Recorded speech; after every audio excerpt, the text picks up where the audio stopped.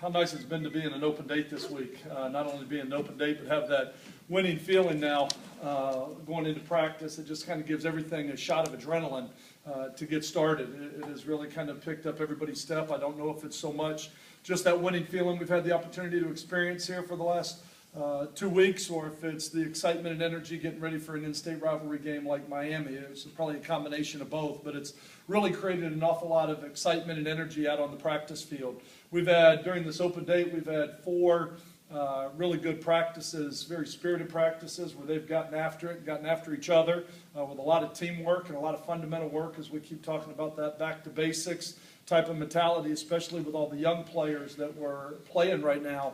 It's really been a productive week for us. Today we went out in pads, kind of in the game preparation, getting ready for it. Very spirited practice today. It was great to see a couple guys out there that have not been out there. We've talked a little bit about injuries and having the number of players that have been out.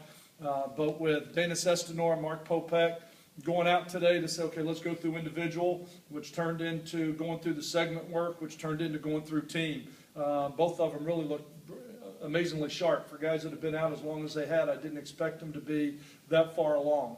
They're still a little bit hobbled. We're going to need some time to continue to get healthy, but it was nice to see them knock some rust off it and have the opportunity to get back out there. We've talked about, especially on the offensive side of the ball, with the number of starters that we have out, 5 of them being seniors. That's probably been one of my biggest concerns, is just where do we get the leadership from an offensive standpoint, with guys like B.J. Daniels and Lindsey Lamar, Dana Sestanor, Mark Popek, Evan Landy. With all of those guys not in there, it was great to see Dana Sestanor and Mark Popek back out there today. DeVario Montgomery was able to practice today. I thought he looked pretty good. Andre Davis practiced about half the time, still a little bit limited with that ankle, but we're hopeful that with treatment here over the next couple days, he'll be full go, especially by Thursday, where he can get out there and practice. And then, again, Willie Davis was back, who was an ankle that had provided some depth for us a little bit. So having those 4 guys back, having that win kind of put some air into our sail, and then getting ready for an in-state rivalry game, like I said, has created an awful lot of excitement and energy with this football team with practice.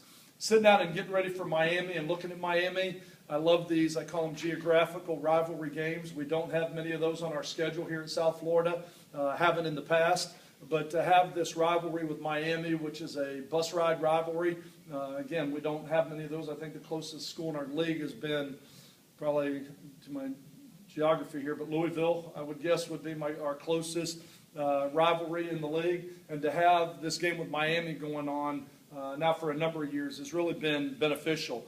I look at Miami. I think they're a very young football team, but they're a very talented football team. I look at them; they are tied for first place in the division in the ACC. I believe they can guarantee at least a share of the ACC division with a win next week against Duke. But it's a very talented team. You know, I've watched your quarterback throw for 566 yards against NC State watching film.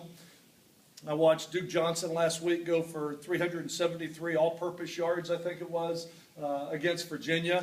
I look at this team, I see a big athletic offensive line. I see a lot of talent at the skill positions. I see a defense that I think in the same boat as us offensively is very young, but they're very physical. They can run. I've really been impressed with what I've seen of them on film right now so far. Like I said, I see a lot of freshmen that are playing at D-line and at linebacker, but I see a lot of that Miami speed and athleticism. It ought to be a great opportunity for us to play an in-state rivalry game against a really good football team. Like I said, a team with a win next week is going to share the Coastal Division in the ACC. So I know our players are really excited about this opportunity, and I think it's shown with the spirit and the attitude right now at practice this week. What questions can I answer for anybody? Who's going to be quarterback? I knew that probably would come up today.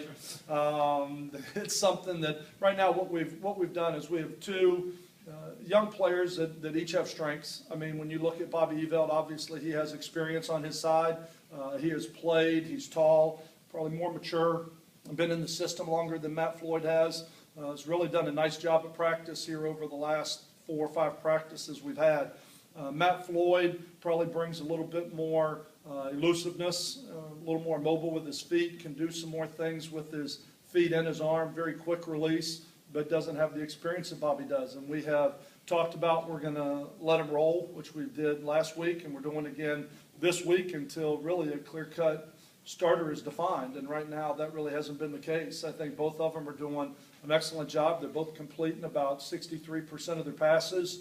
You're waiting for statistically one of them to just take it, but right now it's a great competitive battle. We're just going to have to look at it and say how important is Bobby's leadership and command in the huddle with all those seniors being out, or how important is it to have Matt's feet and the elusiveness that he brings to the quarterback position. And that probably ultimately is going to be the decision that we're going to have to make, because right now statistically they're both very even on the stat sheet.